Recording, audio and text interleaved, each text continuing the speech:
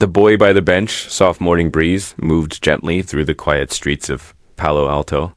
The trees, still wet with dew, swayed as if whispering secrets only they knew. Sundar Pichai liked mornings like this. No meetings yet. No phones. Ringing. Just the steady sound of his shoes tapping on the pavement and the occasional chirp of birds overhead. It was his quiet time, a rare window of calm before the demands of being CEO of one of the world's largest tech companies pulled him into a whirlwind of decisions, ideas, and expectations. He didn't walk this road often, but something inside him, some odd pull he couldn't explain, had told him to turn left that day instead of right. And so he did dot as he passed an old park, mostly forgotten by the city's rapid development. He noticed a figure curled up on a weathered bench. Sundar slowed his pace. He wasn't sure why. Perhaps it was the way the figure's shoes were falling apart, or the careful way the person clutched a torn backpack like it held the most important thing in the world. Most people would have kept walking. Sundar didn't. He stood there for a moment, observing quietly. The boy was young. Too young to be sleeping outside like that. Maybe 15, 16 at most. His hair was messy, his clothes dirty and torn at the knees. But there was something in his face, something sharp, alert, alive. Sundar's instincts as a leader, and perhaps more deeply as a father, kicked in. He knew that look. It wasn't just sadness or hunger. It was focus, hunger for something more than food. Maybe knowledge, maybe hope. Sundar glanced at his watch. His day hadn't officially started yet. He had a few minutes, just a few. He took a small step forward, and then another. The boy didn't move. "Hey," Sundar said gently, careful not to startle him. "Are you okay?" The boy opened one eye, then both. He looked startled for a moment, as if ready to run. But then he squinted, looking Sundar up and down. You're that Google guy," the boy said slowly. Sundar smiled softly. "Yeah, that's me." The boy sat up, rubbing his face with the sleeve of his hoodie. "I didn't think people like you walked through places like this." "Sometimes." "We do," Sundar replied. "What's your name?" The boy hesitated. "Elias," he said at last. "Elias Stone." "Nice to meet you, Elias," Sundar said, sitting down on the other end of the bench. He could feel the wood creak beneath him. "You live around here?" Elias gave a half laugh. "Not really. More like ... I exist around here." Sundar didn't speak for a moment. He let the silence stretch, not wanting to push. Finally, Elias reached into his tattered backpack and pulled out something strange for a boy in his situation. Not food, not clothes, but a thick, beaten-up science textbook. The kind used in college-level physics courses. Its cover was nearly falling off, and its pages were filled with scribbled notes in the margins. Sundar leaned slightly closer. "You like science?" "I love it," Elias said, eyes lighting up for the first time. "I mean, not just the stuff they teach in school, the real stuff. The questions nobody can answer yet. Like, why do particles behave differently when we watch them? Or how gravity might bend time? Did you know black holes might store information? They used to think it was lost forever, but maybe nothing's ever really gone." Sundar felt a chill run down his spine. Not because of what Elias said, but because of how he said it. With clarity, with passion, with a kind of fierce joy that he rarely even saw in tech veterans. This was no ordinary kid. "Where did you learn all this?" Sundar asked, genuinely. Curious. Elias shrugged. "Library. YouTube sometimes, when I can find Wi-Fi. Mostly just ... reading, thinking. It keeps me from falling apart, I guess." For a moment, Sundar couldn't speak. He was a man who sat in boardrooms with scientists and engineers, who heard pitches from some of the brightest minds in the world. But this boy, sitting in torn clothes on a park bench, spoke like one of them. "Maybe even better," he reminded me of someone I used to know, Sundar said, finally. "Me?" Elias looked at him, unsure whether to laugh or be insulted. "When I was growing up in Chennai," Sundar continued, "we didn't have much. We didn't even have a phone in the house. We didn't always know if the lights would stay on. But I had one thing, curiosity. I didn't understand the world, but I wanted to. So badly. Yeah, Elias said, nodding slowly. I get that. They sat in silence again, not an awkward one. It was the kind of silence that comes when two people realize they might understand each other more than they expected. Sundar checked his phone. He was late now, late for a meeting with investors. But for some reason, that didn't seem as important. Elias, he said carefully, can I ask you something? The boy nodded. Why? Are you out here? Where's home? Elias stared ahead, eyes locked on a squirrel darting across the grass. He didn't speak for a long time. Sundar thought maybe he wouldn't answer. But then softly Elias began. My mom died 2 years ago. He said, she had cancer. We couldn't afford treatment. And by the time anyone helped, it was too late. My dad, he didn't take it well. Started drinking, yelling, sometimes worse. One day I came home from school and he was just gone. Left a note that said he couldn't do it anymore. I've been on my own ever since. Sundar felt the words like a punch to the chest. It was too much pain for someone so young. Too much abandonment. I tried the shelters, Elias went on, but most of them are full or dangerous. So I come here. At least it's quiet. And I can read. His voice cracked on the last word, but he quickly cleared his throat. Do you go to school? Sundar asked gently. I try, Elias said. But it's hard when you don't have clean clothes or a place to sleep. And when teachers look at you like you're already a problem. There was bitterness in his voice, but also sadness. Do you want to learn? Sundar asked. Elias looked at him sharply. Of course I do. I mean, really learn. Be part of something. Do something with all this knowledge in your head. More than anything. Sundar stood up slowly. He reached into his coat and pulled out a card. It was simple. Just his name and a phone number. This is me, he said. If you ever want help, if you ever decide you're ready, call me or find me. Elias took the card like it was made. Thanks, he whispered. Sundar started to walk away. But then he paused and turned back. One more thing, he said. Don't ever think you're invisible, Elias. You're not. Elias nodded and Sundar walked away, his heart heavier than it had been in years. He didn't know what would come of this meeting. Maybe nothing. Maybe everything. But something told him the story wasn't over. And he was right, because the next morning, when Sundar returned to the bench with a bag of food and a fresh notebook, Elias was gone. Only the textbook remained, open to a page about quantum entanglement, and scribbled in the margin was a note that stopped Sundar in his tracks. What if thoughts are particles too? Sundar stood there for a long time, holding the notebook, feeling a strange sense of wonder and fear, because he knew, deep down, that this was not the last time he would see Elias Stone, and the next time they met, everything would change. Asterisk in mind. They couldn't ignore the sky was overcast the next morning. Clouds moved slow and heavy, like they were carrying something they weren't ready to release. Sundar Pichai walked through the same park again, holding a paper bag with warm breakfast, and a new spiral notebook under his arm. He had barely slept, not because of stress from work or a restless mind over deadlines and product updates. It was Elias, the boy on the bench, the boy who asked questions most adults wouldn't dare to think. Sundar had met visionaries in Silicon Valley, inventors who rewired the world, scientists who could map a genome in their sleep. But something about Elias's raw hunger to understand the universe, not for power or recognition, but simply for truth, had lodged deep inside Sundar's thoughts like a splinter he couldn't remove. When he arrived at the bench, the sight hit him harder than he expected. Elias was gone. The blanket was folded neatly. The tattered backpack was missing.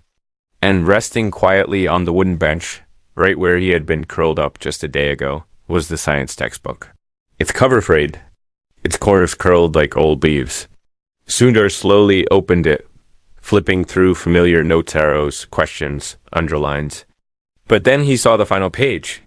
A single question scribbled in bold black ink. What if thoughts are particles too? He stood there for minutes, maybe more, unsure of what to make of it. Not because the idea was silly. Not at all. In fact, it was the opposite. The question sat on the border between philosophy and quantum physics, a space where only the most daring minds ever wandered. Sundar's fingers traced the words, and for a moment he imagined a young boy huddled on a cold bench, using a dying flashlight to scribble thoughts that could shake the very foundation of science. He tucked the book under his arm, gripping it like it was a message from another dimension. He had to find him, but he didn't even know where to start. For the next week, Sundar kept walking that same path every morning. He tried other nearby parks, coffee shops with free Wi-Fi, even peeked into the public library, just in case. Elias had returned to one of his usual haunts. Nothing. He asked a few people in the area, but most shrugged. A few remembered seeing a kid with wild hair and a beat-up hoodie. No one knew where he went. The city moved on around him, as cities do. But Sundar couldn't. Not yet. He placed a call to someone in his team, a quiet engineer named Manish, who had once run a volunteer coding program for homeless teens. "Hey Manish," Sundar said. "Can you help me find someone?" "Of course. Who?" "His name is Elias Stone. He's a kid. Maybe 16? Bright. Like scary bright. Last seen near Greenleaf Park. Sleeping on a bench." Manish paused. "You okay, Sundar?" "I'm fine. I think he needs someone. And maybe we need him too. I'll look into it." 5 days later, Manish called back. "You're not going to believe this," he said. "Try me. I found a librarian at the downtown branch. She remembered him. Says he used to come in all the time. They called him the professor because he'd sit in the science section correcting their old textbooks with a red pen." Sundar laughed quietly. "That sounds like him." She said he hasn't been back in a while, but she found a piece of paper he left behind. "What's on it?" "It's an equation, but not like anything I've seen before. Looks like quantum math, but with strange annotations. Send me a picture." Within minutes, Sundar stared at his phone, jaw slightly open. It wasn't just a bunch of random numbers. This was structure, logic, creativity. It was the outline of a new way of thinking about time. Not in straight lines, but as waves that collapsed depending on the choices made by the observer. A choice-driven wave model. And it came from a kid who didn't even have a home. 2 days later, Sundar sat in a quiet room with 4 senior engineers and 1 physicist from a nearby university. The whiteboard in front of them displayed Elias's notes. They had magnified the scanned pages from the textbook, focusing on the scribbled thoughts in the margins. The professor, a stern woman in her 50s named Dr. Naomi Silva, stood silently for a moment before speaking. "I've seen a lot in my life," she said, "but I've never seen raw theory expressed like this by someone who hasn't even finished high school. These aren't just notes, they're blueprints. This Elias has been building a model of time interaction theory from nothing but intuition and scattered information. And frankly, some of it holds up." The room went quiet. Sundar capped a finger on the table. "What would you say if I told you he's homeless?" Dr. Silva looked up sharply. "Then I'd say you better find him before someone else does." Elias sat under a bridge 3 miles away, wrapped in an old coat he had found in a church donation bin. The night was colder than usual, and his fingers were going numb, but he didn't care. His eyes were locked on a small notebook filled with calculations. He had been staying on the move, never in the same place twice. He didn't want trouble. He didn't want anyone's pity. But most of all, he didn't want to be seen as weak. Every time someone had tried to help him before, it came with strings. With conditions. With judgment. But he couldn't stop thinking about Sundar. Not just the man, but the way he looked at him. Not like a problem. Not like a burden. Like a possibility. Elias had watched his videos online after finding a nearby cafe with open Wi-Fi. Sundar wasn't just a CEO. He was a builder. Someone who came from nothing and made something beautiful out of it. Maybe he wasn't lying when he said Elias wasn't invisible. A few hours later, Elias made a decision that would change everything. He returned to the library. Sundar was on a video call when his assistant walked in. Eyes wide, he needed to see. This. Can it wait? No, it's him. Who? Elias. Sundar didn't even end the call. He stood so fast he knocked over his chair and ran down the hall. In the lobby stood Elias Stone, holding the science textbook like a shield and the spiral notebook like a sword. He looked nervous, thinner than Sundar remembered. But his eyes still held that same fire. I wasn't sure you'd still care, Elias said softly. Sundar smiled. I never stopped. The next hour passed like a dream. They gave Elias food, clean clothes, and a warm room to rest. Sundar sat with him, not as a CEO, but as someone who simply wanted to listen. Elias spoke slowly at first, unsure of how much to trust. But as the minutes passed, something softened in him. He talked about his theories, his fears, his hunger to learn. He even told Sundar about a strange dream he kept having, one where he stood at the center of a machine that could see time folding in on itself. I don't know what it means, Elias admitted. Maybe it means you're meant to build it. Sundar said. That night, they gave Elias a room at a nearby housing center for at-risk youth. Sundar arranged for tutoring, internet access, even therapy. But more than anything, he gave Elias a promise. No strings, he said. Just opportunities. But not everyone was happy. Because as Elias began to thrive, as his ideas caught the attention of researchers and thinkers around the city, someone from his past took notice. Someone who had walked away long ago. Someone who now wanted him back. Not for love, but for control. And as Sundar looked out his office window days later, watching the rain pour down like a warning, he wondered just how much he really knew about the boy he had pulled from the bench. Because sometimes even the brightest minds carry shadows, and those shadows were getting closer. Asterisk. The ghost in the storm. It had been 23 days since Elias stepped back into the world that once left him behind. He no longer slept under bridges or clutched his backpack like a lifeline. He had a bed now. A small room with a window, clean sheets, and a lock on the door. He didn't speak much about how that made him feel, but sometimes, late at night, when the light of the moon crept across the floor and everything was still, he would sit cross-legged on the bed and whisper the equations in his notebook like prayers, as if they were keeping him whole, as if each number, each symbol was a step away from the boy he used to be and toward the one he might become. Sundar visited often. Not as a corporate executive, not as a man busy changing the world. When he walked through that door, he was simply Sundar. Someone who listened. Someone who saw potential before pedigree. Sometimes they talked about science string theory, artificial intelligence, the possibility of sentient code. Sometimes they didn't talk about science at all. They talked about fear, trust, what it means to lose something you love and try to live with the echo.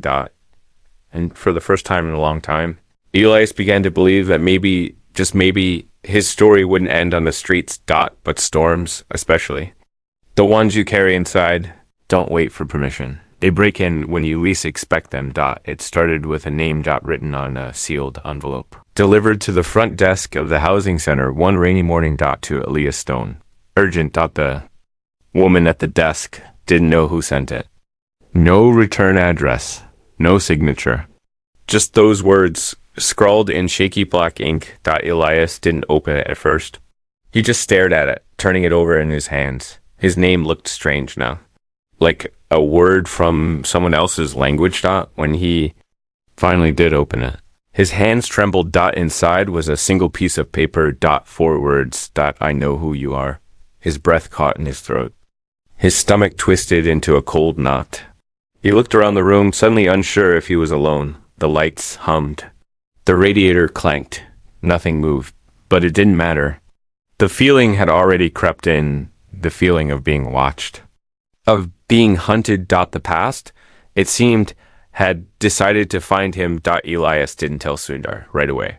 He tried to brush it off. Maybe it was a prank. Someone trying to mess with him. But deep down, he knew. It wasn't random. And it wasn't harmless. That night, he couldn't sleep. Every time he closed his eyes, Memories clawed their way back. None of his mother, he held those memories close, treasured them like stars in a dark sky. No, these memories were colder, sharper. The sound of his father's voice, slurred and angry. The crash of a bottle against the wall. The long silence that followed the sound of a door closing and never opening again. He had spent 2 years trying to erase that silence dot, but now it was back. You look tired? Sundar said quietly the next morning as he sat beside Elias in the tech lab they had built together.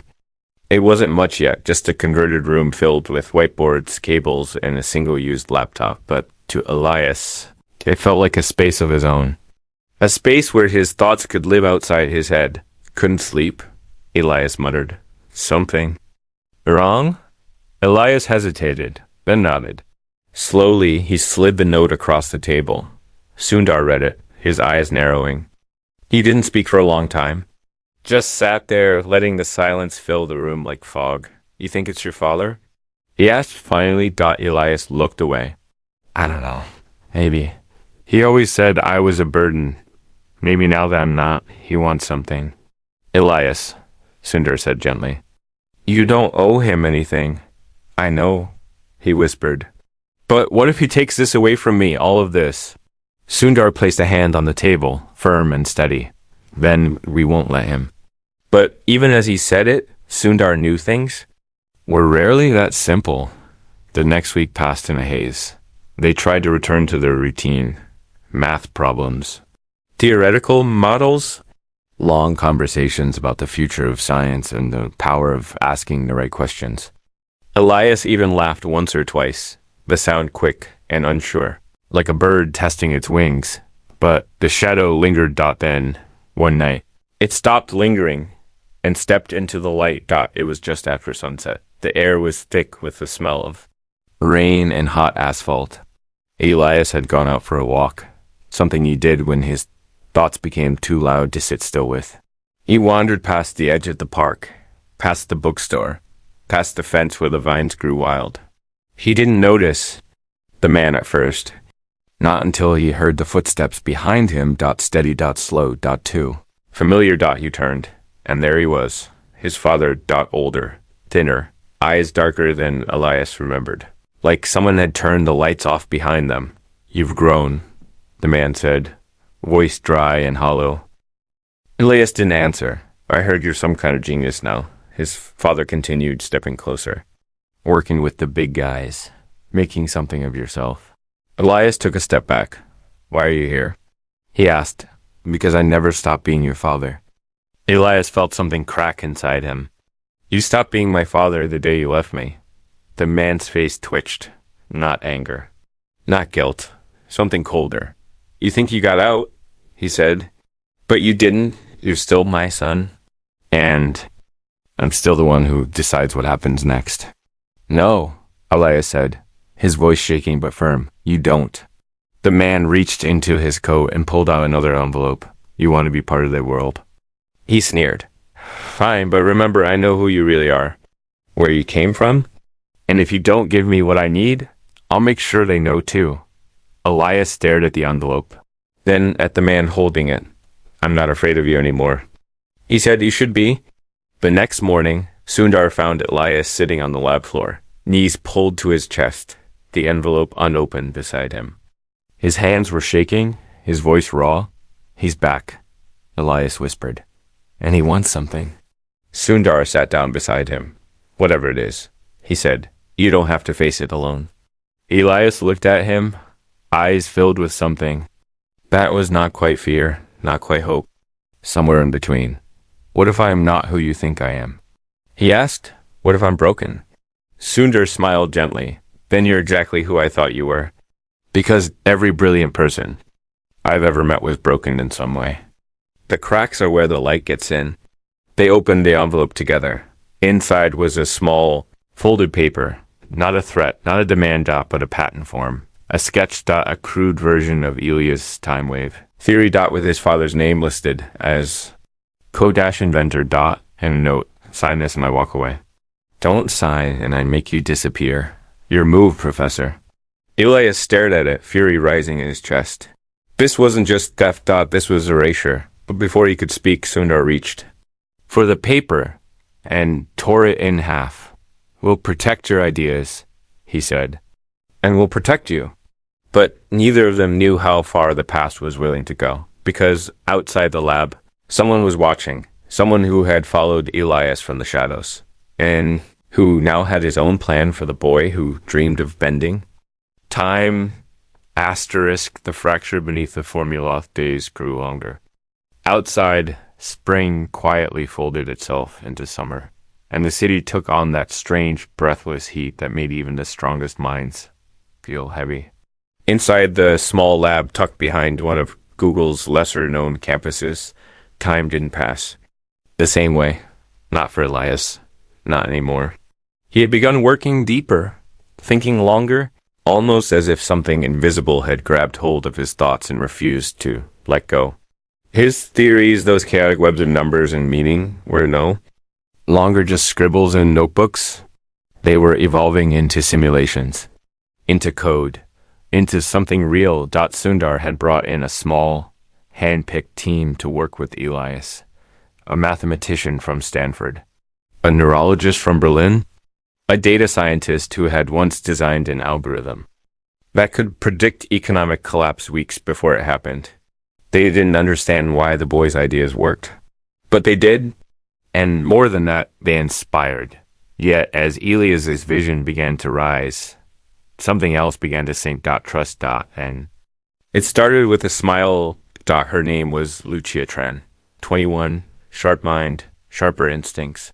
She was a research intern placed temporarily in Elias's workspace to assist with the rapid data modeling required for the wave time projection.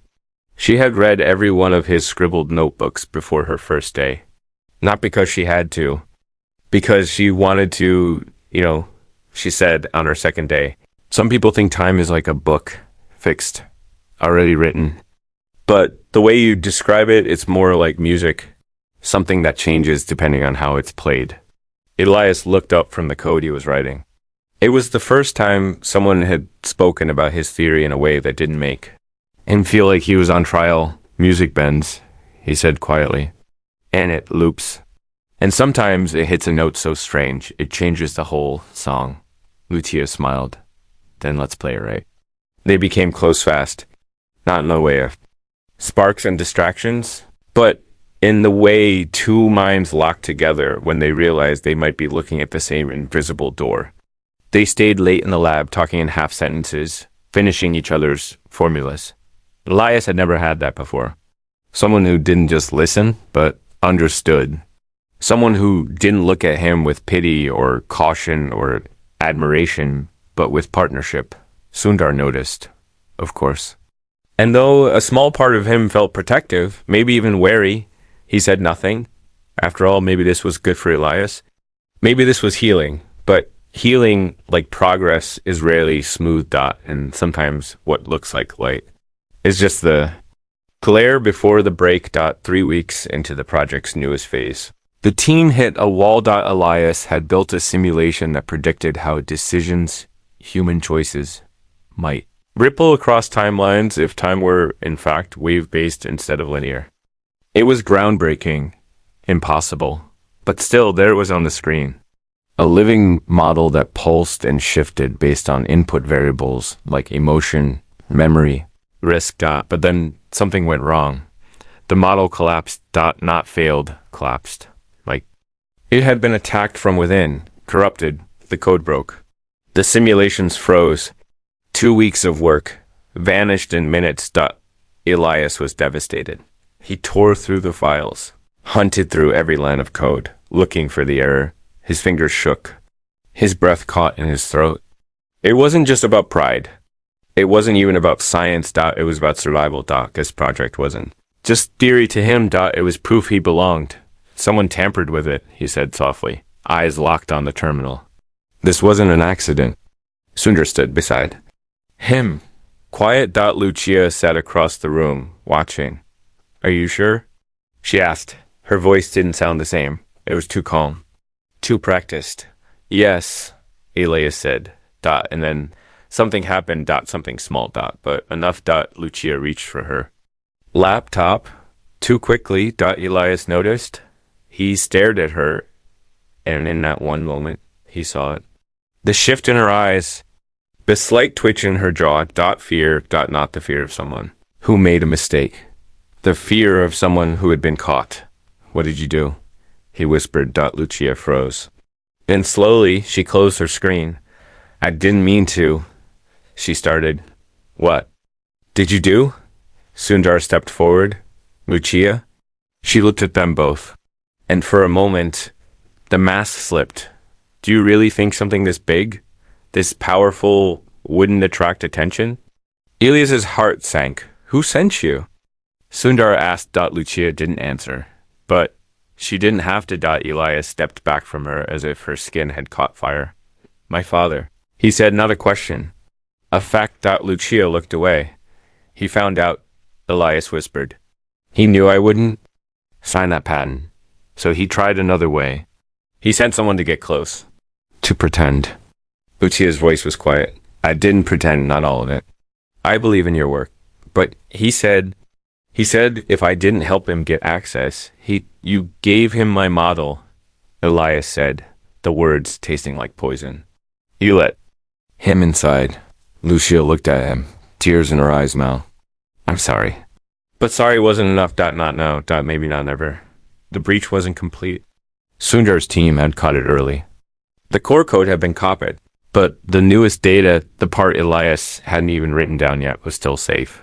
Still. But it didn't feel that way anymore. He felt exposed. Betrayed. Not just by Lucia. By the idea that anyone could be trusted. At all. I was stupid, he said later that night.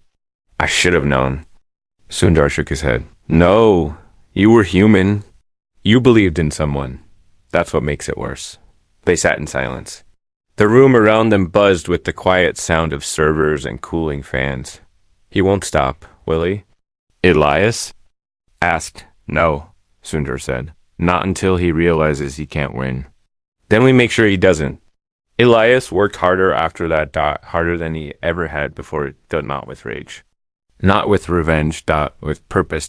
He rebuilt the model from the ground up, locking it behind encryption so dense that even Sundar's top engineers couldn't crack it without him.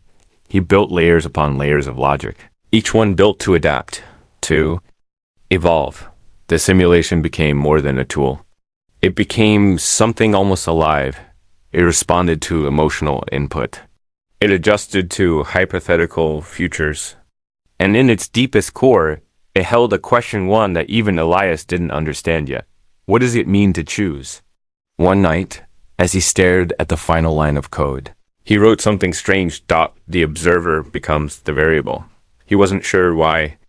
It just felt right. Like the model wasn't just a machine. It was a mirror, but outside the lab. Things were changing. Fast. The man who called himself Elias's father had resurfaced. He wasn't hiding anymore. He had filed a formal claim with a private tech firm, stating he had co-developed the simulation with his son before they were separated. He had documents. He had someone willing to lie for him. He had power, and he was coming for them. Sundar's legal team went to work immediately. They weren't just defending a project. They were defending a person, a future, a truth. But as the fight began to grow louder, Elias grew quieter. He stopped sleeping, stopped laughing. He worked until his hands hurt and his vision blurred. Because somewhere deep down, he believed one thing. If he didn't finish what he started, they'd take it from him. Not just the code, the part of himself that believed he could be more. And then, just as the pressure reached its peak, Elias collided. There in the lab, his head hit the desk before Sundar could catch him, and everything went black. Asterisk. The shape of silence when Elias opened his eyes. The world felt like it was made of water. Everything shimmered. Everything bent. Soft white light filled the ceiling above him. Too still to be natural. Too quiet to belong to any place he remembered. He blinked slowly. His limbs were heavy. His thoughts moved like syrup. The beeping to his left was steady, clinical. Somewhere nearby, someone whispered his name. He turned his head. Sundar sat beside the hospital bed, face tired, eyes full of Worry that no executive title could hide. You scared us, Sundar said. Voice low. Elias tried to speak, but his throat was dry. Sundar poured him a small cup of water, held it to his lips. How long was I out? Elias finally managed to say, 3 days. Elias stared at the ceiling again. He remembered the moment it happened, how the pressure had built inside his chest like a dam ready to break. The long nights. The betrayal. The weight of being hunted by a man who shared his blood, but none of his soul. He had tried to carry all of it, and his body finally said no. Did we lose the project? He asked, voice RASP, ING. Sundar shook his head. No, we locked it down. Everything's intact. What about him? He's pushing harder. Media's getting involved now. He's spinning a story. Says you're a runaway. Says he gave you the theory. Elias laughed bitterly, and the sound made him cough. Of course he is. Sundar leaned forward. You don't have to fight this alone. We have lawyers, proof. The truth is on our side. The truth, Elias murmured. Sometimes that's not enough. Sundar didn't argue, because he knew Elias wasn't just talking about patents or public statements. He was talking about identity, about survival, about the world that chewed people up and spat them out when they didn't fit its mold. But something had shifted in Sundar too. He wasn't just protecting an idea anymore. He was protecting a life. 2 days later, Elias was released from the hospital, but he didn't return to the lab right away. Sundar insisted he rest, breathe, allow himself the space to heal. He was moved to a quiet house on the edge of the bay, one of the company's retreat properties used for team offsites. But now it was just him. In the sea, he spent hours walking. The shore, watching the way the waves never stopped moving. Even when the sky was calm, even when everything looked still. Below the surface, the current always churned, just like his mind.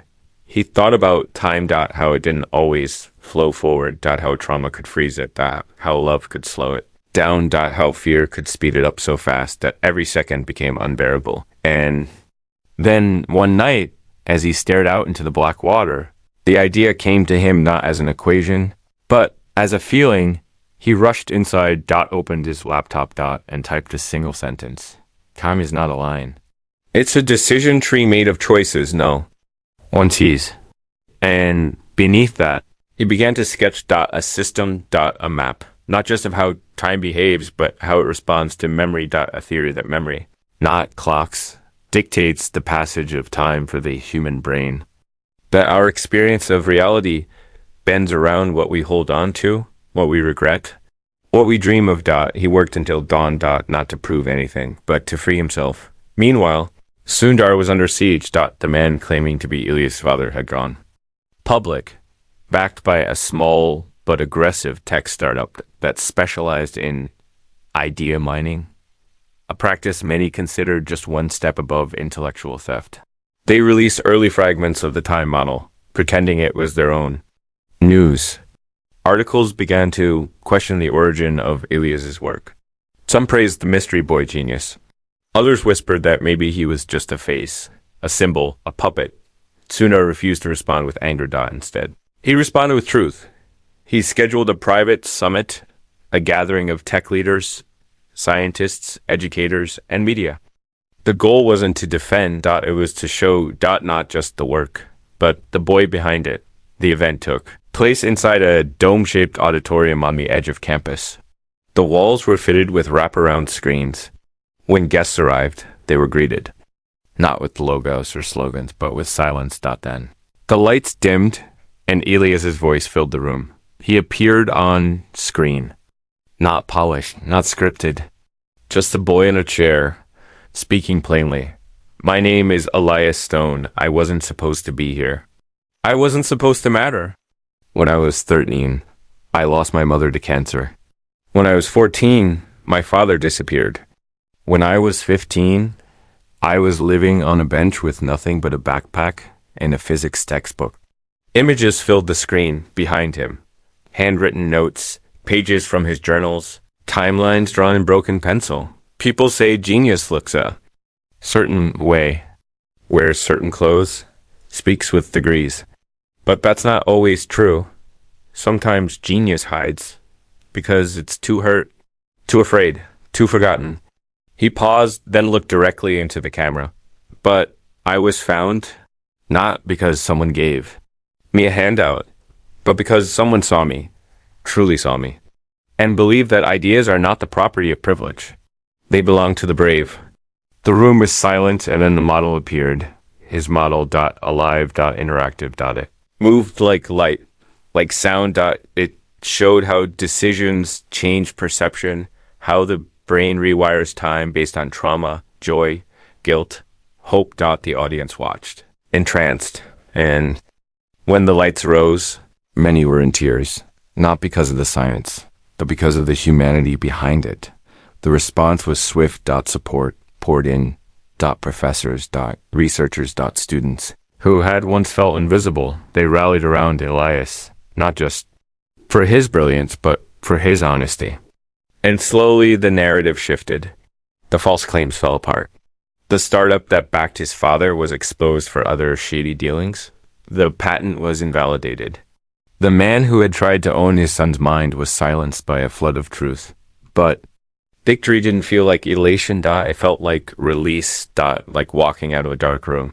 After years without light, weeks passed. Elias returned to the lab, but something had changed in him. He didn't just want to build models anymore. He wanted to build bridges. One afternoon, he asked Sundar to take him somewhere. Where? Sundar asked. A school. They visited a local high school in East Palo Alto. Elias stood in front of a room full of teenagers, most of whom had no idea who he was. He told them his story.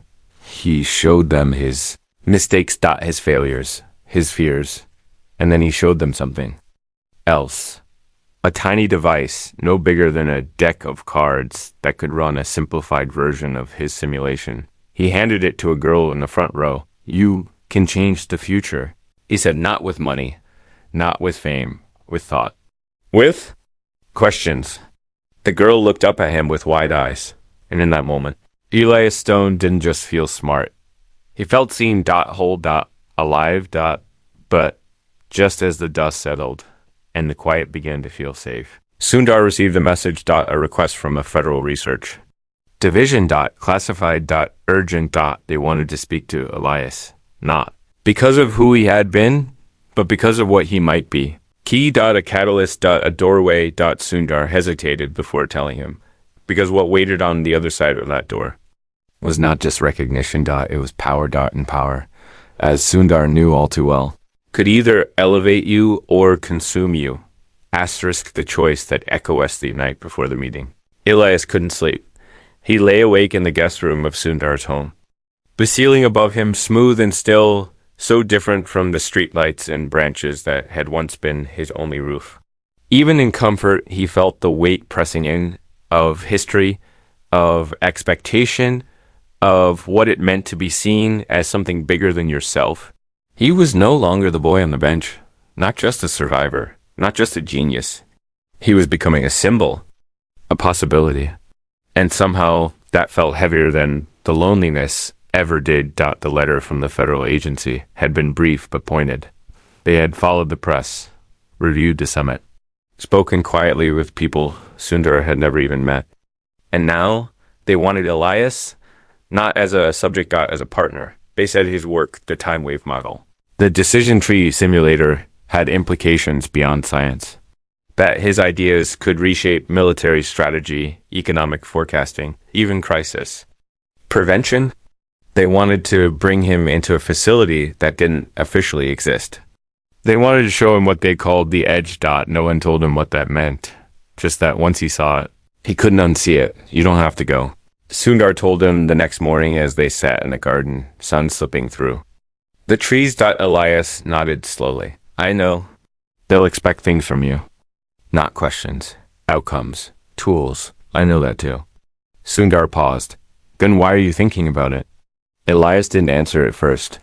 He reached down, pulled a small pebble from the grass, and held it in his palm. When I was sleeping on the streets, he said, I used to pick up rocks like this and throw them into the water just to watch the ripples. because it reminded me that even something small could change the whole surface. He looked up at Sundar. What if I can? Be the rock? Sundar looked at him for a long moment, proud, worried, silent. Then he said quietly, just make sure you're not being thrown. They drove together to the meeting. It was held inside a government annex disguised as a health records building. 3 stories, gray windows, security that smiled without ever blinking.